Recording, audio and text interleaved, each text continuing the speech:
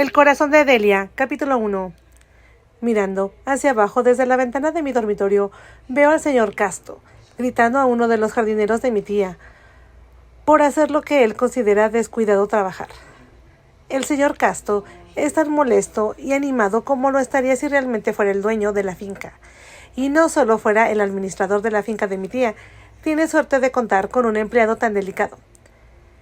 Pero creo que su dedicación y lealtad son más para el difunto esposo de mi tía, el señor Dallas, que para ella habla afectuosamente de él, con bastante frecuencia, aunque normalmente no en presencia de mi tía.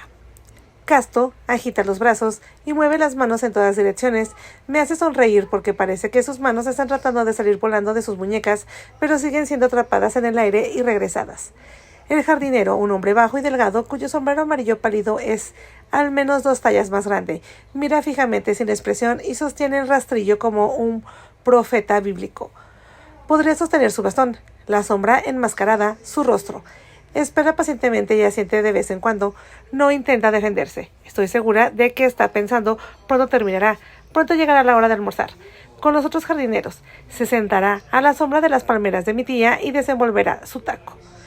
Beberán sus cervezas, Corona y tal vez algunos frijoles y salsa. A veces los veo hablar en voz baja y reírse, y cuando lo hago, siento celos de sus conversaciones. Sé que hablan solo en español y seguramente están hablando de México, de sus familiares y del mundo que ellos, como yo, han dejado atrás, a pesar de la pobreza y otras dificultades de la vida diaria en México. Rural. Existía la satisfacción de estar en el lugar donde naciste y creciste, de estar cómoda como en la tierra. Las montañas, la brisa, incluso el polvo, porque todo era quién y qué eras. El clima y los pájaros aquí en Palm Springs no son muy diferentes del clima y los paisajes de mi pueblo en México, pero no son los míos. No me refiero en el sentido de ser dueño de la propiedad. La tierra realmente nos reclama más de lo que nosotros la reclamamos, y lo hace por todos nosotros, sin importar dónde nazcamos. No, quiero decir que todavía soy un extraño aquí. Me pregunto, ¿algún día seré verdaderamente norteamericana? Me cambiaron lo suficiente en mi educación, la riqueza de mi tía, mis primos y los amigos que he hecho aquí durante los últimos 2 años y que seguirá haciéndome aquí. Probablemente lo más importante sea la pregunta: ¿me aceptarán algún día como uno de ellos o simplemente me tratarán como a un extranjero más? O un inmigrante para siempre. Me verán finalmente por mí misma y no solo como otro de ellos a que debo renunciar por ganar su plena aceptación. No puedo aferrarme a lo que amaba y aún amo de mi gente, mi tierra natal, mi comida, mi música y mi herencia, y aún así ser parte de este maravilloso lugar. No era eso lo que todos los que vinieron aquí tenían y conservaban. Italianos, alemanes, franceses y otros se aferraban a sus dichos, sus comidas y sus memorias ancestrales. ¿Por qué no nos pasa lo mismo? Hace casi 1 año y medio me paré en la puerta del autobús en la Ciudad de México y le dije adiós a Ignacio Dávila, el joven que amaba y que creía haber perdido para siempre en el desierto. Cuando él y yo huimos de regreso a México, huía porque él y sus amigos se habían vengado del novio de mi prima, Sophia Bradley Whitfield, que me había forzado. Durante el violento enfrentamiento, Bradley fue arrojado por una ventana y el vidrio roto le cortó una arteria. Estaba con otra chica a la que estaba seduciendo, Hannah Lawler, pero ella no pidió ayuda médica lo suficientemente rápido, por lo que falleció. Los amigos de Ignacio fueron encontrados, rápidamente sentenciados en un acuerdo de culpabilidad y enviados a prisión, pero a través de un amigo, el padre de Ignacio contrató a un coyote para que nos guiara a través del desierto de regreso a la seguridad de México. A poco más de la mitad del camino, unos bandidos nos atacaron cuando paramos a dormir en una cueva. Ignacio luchó contra ellos para que yo pudiera escapar. Pensé que lo habían matado, pero luego descubrí que había fingido su propia muerte en el desierto. Solo yo, su familia y algunos de sus amigos más cercanos sabíamos que estaba vivo y bien, labrando una nueva identidad para sí mismo. Ese día que nos despedimos en la Ciudad de México, nos prometimos que nos esperaríamos, sin importar cuánto tardara en regresar. A través de nuestra correspondencia secreta supe que Ignacio estaba bien y esperando a que pasara el tiempo suficiente para poder regresar y no ser descubierto. Tenía que ganar suficiente dinero para no depender de sus padres y ponerlo en peligro. Sin embargo, tanto su familia como yo nos dimos cuenta de que no podía volver aquí. Sería demasiado peligroso. El padre de Bradley Whitfield Era un importante hombre de negocios y rico y con conexiones con funcionarios gubernamentales y políticos. Cuando se difundió la noticia de que Ignacio había fallecido cruzando el desierto, el señor Whitfield se había retractado de expulsar a la familia de Ignacio, destruyendo su negocio de jardinería. Los Dávila incluso tuvieron un servicio conmemorativo al que asistí. En un sentido real, me imagino que sintieron que su hijo estaba ausente y desaparecido. De todos modos, supongo que el señor Whitfield creyó que se había vengado a lo que pensaba, que era justicia, y quedó satisfecho. Aunque Ignacio estaba tan enojado como sus amigos porque yo había sido Biopip y Bradley quedaría impune por ello. Me juró que cuando llegaran a la casa de Bradley y de su padre estaban restaurando y lo encontraron con Hannah. No se acostó una mano sobre él. Fue principalmente su amigo Vicente quien fue tan Biopip, aunque técnicamente Ignacio era solo cómplice de lo que finalmente se consideró homicidio involuntario. Temía no recibir un castigo justo y equitativo. Lamento haber huido. No quería que lo consideraran un cobarde y no quería dejar a su familia con todos los problemas, pero a su padre le preocupaba que Ignacio no sobreviviera en el sistema penitenciario, que el padre de Bradley estaba tan enojado que lo haría. Después de todo, organizamos en secreto un castigo más severo. Había huido con Ignacio para poder regresar a mi pequeño pueblo con la esperanza de estar nuevamente con mi abuela Anabela, aunque sabía que a mi abuela le rompería el corazón verme dejar lo que ella creía que era una maravillosa idea y una oportunidad para mí en los Estados Unidos. Aquí, viviendo con mi rica tía Isabela, disfrutaría de una educación mucho mejor y tendría la oportunidad de hacer algo mejor en mi vida. Por supuesto, ella sabía que mi tía Isabela odiaba a nuestra familia y había renunciado a su herencia y a su lengua. Ella pensó que todo se debía a que el padre de la tía Isabela le había prohibido casarse con el señor Dallas, un hombre americano mucho mayor, pero yo supe que sus propios labios, que su rabia procedía de que mi madre se casara con el único hombre que mi tía Isabela había amado, el hombre al que ella había querido. Pensé que la amaba. La abuela Anabela esperaba que mi tía se hubiera arrepentido de haber repudiado a su familia y me diera oportunidades como formar parte de un arrepentimiento y aliviar su culpa. En mi clase de inglés de último año, en la escuela privada a la que ahora asistía, mi profesor, el señor Buckner, citó una obra de un autor inglés, William Conrad, para describir lo enojado que podía estar alguien cuyo amor había sido destrozado. El señor Buckner era un hombre alto, con una mata de cabellos castaños claro que nunca obedecía al cepillo ni al peine. Era un actor frustrado y disfrutaba dramatizando sus lecciones. Tenía una voz profunda y resonante y adoptó una postura como la de un actor en un escenario para mirar el techo y gritar. El cielo no tiene rabia como el amor convertido en odio, ni una furia como la de una mujer despreciada. Todos en el salón de la clase, incluso mi prima Sofía, se rieron a carcajadas, todos menos yo, claro está, porque lo único que podía pensar eran los ojos ardientes de mi tía Isabela cuando describió su decepción y rabia por perder a mi padre. Acusó a mi madre de ser astuta y engañosa y de robarle a mi padre. Por supuesto, al escucharla soltar tanto odio y enojo hacia mi madre y mi familia, me pregunté por qué quería que viniera a vivir con ella después del trágico accidente de camión de mis padres cuando iban camino al trabajo. No pasó mucho tiempo antes de que me diera cuenta. Con tan acertantemente dijo un día mi primo Edward que me había convertido en una madre sustituta. Mi tía no podía castigar a mi madre porque estaba muerta, así que me transfirió su hambre de venganza y quiso hacerme la vida lo más miserable posible. Ella hizo precisamente eso, así que no dudé mucho en tomar la decisión de huir de regreso a México con Ignacio. La abuela Anabela solía decirme, un corazón del odio no puede incluso amarse por completo. Un corazón lleno de odio no puede ni siquiera amarse a sí mismo. Vi lo cierto que era eso para mi tía. Pasó de un hombre más joven a otro en un esfuerzo decidido por parecer satisfecha consigo misma y hacer que sus amigos sintieran envidia. Hacía alarde de sus riquezas y en ocasiones era despiadada a la hora de apoderarse de propiedades, alegando que estaba protegiendo la fortuna de su difunto marido para que sus hijos... Pero sus hijos eran fríos con ella y ella con ellos.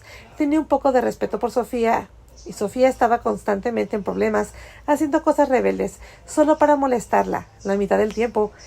Edward era diferente. Sentí que él quería amar a su madre y a la vez Vi cuando ella deseaba su amor, pero él tampoco respetaba ni aprobaba sus acciones y su estilo de vida. Estaba especialmente enojado con ella por la forma en que me había tratado cuando llegué por primera vez desde la muerte de mis padres. Inmediatamente me convertí en otro de sus sirvientes mexicanos y prácticamente me puse en manos de un conocido pedopip, John Baker, quien iba a ser mi tutor de idiomas. Ella me obligó a vivir con él en lo que él llamaba un mundo Helen Keller, en el que yo dependía completamente de él para todo, supuestamente para mejorar y acelerar mi desarrollo del inglés. Pero después de que intentó abusar de mí esa primera noche, huí y Edward vino a rescatarme. Por un tiempo, gracias a Edward, mi tía se vio obligada a tratarme como su sobrina y no su sirvienta. Sin embargo, ella siempre estaba confabulando, buscando formas de aislarme. Ella me hizo respirar. Me hizo que yo espiara a Edward y a su amigo cercano, Jesse Bullard, alegando que le preocupaba que estuvieran cayendo en una relación homosexual, cuando en todo momento ella sabía que eso era exactamente lo que era. Lo que realmente estaba tratando de hacer era abrir una brecha entre Edward y yo. Casi lo logró. Edward estaba muy enojado conmigo por espiarlo, pero cuando supo que su madre me había obligado a hacerlo, estuvo a mi lado nuevamente, incluso después de su terrible accidente automovilístico. Edward había intentado rescatarme por segunda vez cuando escuchó lo que Bradley Whitfield me había hecho. Enfadado, lo había perseguido antes que Ignacio y sus amigos. Iba tan rápido que perdió el control de su auto y tuvo un accidente que le provocó la pérdida de la visión de un ojo. Por un tiempo, pareció como si la vieja señora Porres, una mujer de mi pueblo mexicano que creía del mal del ojo, pudiera haber tenido razón al predecir que podía seguir a alguien a cualquier parte. Pensé que estaba pegada a mi espalda y lo único que podía hacer era causar problemas a cualquiera que quisiera ayudarme. Pero al final fue Edward quien me escribió a México y me envió el dinero para regresar. Él y mi tía se habían enterado de la muerte de mi abuela mientras yo cruzaba el desierto con Ignacio. Antes de llegar a mi pueblo mexicano, estaba tan deprimido y perdió cuando llegué ahí, que si no fuera porque Ignacio apareció como un fantasma una noche, probablemente me habría casado con un hombre del pueblo, el señor Rubio, y me habría condenado a una vida de esclava con un hombre que era feo y débil. Era dueño de una tienda de menudo con su madre, quien lo gobernaba como lo hacía cuando era un niño pequeño. Ella también me habría gobernado. Sin embargo, con la promesa de un futuro para mí una vez más y la esperanza de que Ignacio se uniera a mí en América, regresé dispuesta y fortalecida para enfrentar lo que mi prima Sofía me arrojaría, a lo que mi tía me hiciera. El amor de Ignacio por mí y mi amor por él me dieron el coraje.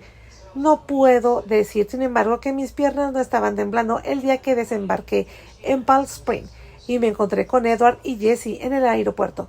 Ambos estaban muy felices de verme regresar y corrieron a mi lado. «Seremos tus caballeros de brillante armadura», prometió Edward. «Nadie te molestará si estamos cerca», se aseguró valientemente Jesse. Me preocupaba que estuviera aceptando su generosidad y amor, y sin embargo fuera incapaz de confiarles el profundo secreto de la existencia de Ignacio. Guardar secretos de las personas que amas y que te aman era una receta para tener el corazón roto. Sin embargo, tenía miedo, y por afecto que les tenía, tampoco quería cargarles con el peso de semejante secreto. Había mucho más aquí en Estados Unidos que en mi pequeño pueblo mexicano, muchas más oportunidades y comodidades, pero también había mucho más engaño aquí. En mi sencilla aldea, todo el mundo parecía tener el corazón en la manga. Aquí la mayoría de las personas que conocí llevaban máscaras y se mostraban reacias y a quitárselas y mostrarse sus rostros reales. Para mí, incluso con mi inglés enormemente mejorado, todavía era como una niña con los ojos vendados, a quien le decían que maniobrar a través de un campo minado. Sin embargo, muchas cosas habían mejorado para mí desde mi regreso. Como Edward me explicó en la carta que me había enviado cuando regresé a México, el hecho de haber cumplido 18 años le permitió obtener cierto poder financiero e independencia gracias a los acuerdos de fideicomiso que su padre había creado antes de morir. Edward me explicó que mi tía quería su cooperación en una variedad de inversiones y propiedades que poseían en conjunto, y para conseguirla ella cedió y me concedió muchos privilegios y beneficios nuevos. Como Edward había predicho, ahora asistí a la escuela privada a la que asistía mi prima Sofía. Sofía y yo Todavía íbamos ahí todas las mañanas con el chofer de mi tía, el señor Garman, y cuando él no estaba disponible, Casto nos llevaba. Yo todavía no lo sabía, pero Edward estaba planeando regalarme un automóvil. Algún día estaba tratando de convencer a su madre de que hiciera lo mismo con Sofía, porque reconocía que ella me haría la vida imposible y yo tenía un auto y ella no. Edward y Jessie habían sido aceptados en la Universidad del Sur de California en Los Ángeles, pero estaban en casa tan a menudo que la gente se preguntaba si realmente estaban inscritos en una universidad. Mi tía se quejaba continuamente de ello con él. ¿Por qué pagamos todo este dinero para que puedas asistir a la universidad si no estás ahí? Ella exigía saber. Estoy aquí por lo que se supone que debo estar, respondió. La universidad es más que asistir a clases, es todo un mundo, dijo. Él no respondió. En el fondo de mi corazón sabía que Edward estaba preocupado por mí todo el tiempo, por cómo me estaban tratando y qué nueva lesión o dolor mi tía y su hermana estaban planeando para mí. Intenté asegurarle que estaba bien cada vez que llamaba, pero todavía estaba preocupado. A pesar de que no parecía tener miedo, ahora tenía mucha más confianza en sí misma. Y creo que mi tía se dio cuenta. Nunca diría que ella me aceptó y me amaba. Era más bien una tregua entre nosotras, o incluso un silencio de respeto y conciencia de que ella no era tan incrédula e inocente como la pobre niña mexicana que acababa de perder a sus padres. Los acontecimientos de los últimos años me habían endurecido. En lugares que esperaba que siempre fueran suaves, no quería ser tan desconfiada y cínica, pero a veces, la mayoría de las veces, los ingredientes eran importantes a la hora de construir un escudo protector a tu alrededor. Aquí, como en todas partes, era necesario hacerlo, especialmente para una joven de mi edad, cuya familia inmediata había desaparecido y cuyo futuro dependía no tanto de la bondad de los demás, como de su propio ingenio y habilidad. En uno de sus momentos más tiernos, cuando se permitió ser, mi tía, la tía Isabela, admitió admirarme por tener el coraje de regresar y enfrentar todos los desafíos que me esperaban, desafíos que me habían hecho aún mayores a causa de los acontecimientos anteriores. Pero sus elogios eran armas de doble filo en esta casa, porque a menudo ella y yo los usábamos para azotar a Sofía y obligarla a comportarse. Como resultado, Sofía solo me tuvo más resentimiento. En lugar de hacer siempre algo a mis espaldas o algo astuto y engañoso, Sofía, ¿por qué no tomas una lección de Delia y sacas algo de ese orgullo latino que supuestamente llevamos en la sangre? Le dijo una vez durante la cena, cuando ella descubrió que Sofía había estado difundiendo mentiras desagradables sobre una chica de la escuela, a la que no le agradaba. Hija de otra familia adinerada, la madre de la niña se había quejado amargamente con la tía Isabela. Créeme, le dijo a Sofía, la gente te respetará más por eso. Mira cómo Delia se está ganando el respeto. A Sofía le dolían los ojos de dolor y de ira cuando me miró. Luego se cruzó de brazos, se recostó y miró a su madre. Pensé que no estabas orgullosa de tu origen mexicano. Madre, nunca quisiste admitir haber vivido allí porque te avergonzabas tanto y odiabas tanto hablar español que ni siquiera dices sí. No me importa. Piensa en usted misma. Oh, lo soy, madre, no te preocupes, lo soy, dijo Sofía y me sonrió fríamente, igual que nuestra princesa latinoamericana, añadió. Frustrada, la tía Isabela meneó la cabeza y volvió a comer en silencio. La mayor parte del tiempo reinaba el silencio en esta hacienda, porque los pensamientos que volaban serían como dardos si alguna vez fueran expresados, picarían como avispones enojados y enviarían un dolor profundo a nuestros corazones. Era mejor que les cortaran las alas y que nunca pronunciaran las palabras. Aquí también se oía poca música en el aire. Oh, Sofía se ponía los auriculares, sobre todo cuando hacía un berrinche, pero no había música como la que había en México. La música de la vida cotidiana, la música de las familias. Aquí solo se oían los pesados latidos de los corazones, el lento redoble de tambores que acompañaban el funeral del amor, un funeral al que me negué a asistir. En cambio, me senté junto a mi ventana por la noche y miré las mismas estrellas que seguramente Ignacio también estaba mirando. En el mismo momento, en algún lugar de México, podía sentir las promesas y las esperanzas y me prometí a mí misma que nada apagaría el parpadeo en la oscuridad ni silenciada la canción que ambos escuchábamos, es decir, nada que pudiera imaginar. Pero claro, había tantas cosas que no sabía y tantos lugares oscuros que no podía imaginar. Lugar oscuro, haré un trato contigo, me dijo Sofía una noche, justo después de comenzar nuestro último año. Ella me había llamado a su habitación cuando subí para ir a la mía y comenzar mi tarea. ¿Y cuál es ese trato? Yo haré nuestra tarea de inglés y tú haces nuestra de matemáticas. Eres mejor que yo en matemáticas porque no es necesario hablar inglés para hacer números. También soy mejor en inglés, dije. Tía Isabela había intentado presionarla para que trabajara más duro el año pasado, diciéndole, una niña que apenas hablaba inglés hace un año ahora está obteniendo calificaciones mucho más altas que las tuyas. Es vergonzoso, Sofía. Los profesores sienten lástima por ella y le dan notas más altas por lástima. Eso es todo, fue la respuesta de Sofía. Todos los maestros dudo que, bueno, lo hacen. A veces pone una mirada tan patética que es patético. Tía Isabela sacudió la cabeza hacia Sofía y se alejó, que era lo que solía hacer. Preferiría retirarse antes de dedicar tiempo y esfuerzo a hacer que Sofía cambie o mejore. Estoy tratando de ser más como una prima para ti, Delia, continuaba Sofía, con una sonrisa repugnantemente dulce, como una forma de instarme a hacer su tarea de matemáticas. Al menos puedes encontrarte conmigo a mitad de camino. Bueno, lo haré. Te ayudaré con la tarea de matemáticas cuando me lo pidas. Ayúdame. No te estoy pidiendo que seas mi maestra, ella me gritó. Luego se calmó rápidamente y de nuevo deslizó su rostro esa sonrisa falsa. Una sonrisa a la que me había acostumbrado tanto que ella no surtía ningún efecto. No sabía por qué ella nunca vio la inutilidad de estas payasadas. No solo conmigo, sino también con los demás, especialmente con sus profesores y sus amigos supuestamente cercanos. Era tan evidente que estaba siendo falsa. Estuve tentada de decirle una y otra vez que no me engañaba a nadie con esas caras falsas. Simplemente sé tú misma, cree en ti misma. Y por otra parte, estaba empezando a preguntarme si ella quisiera que tenía un yo.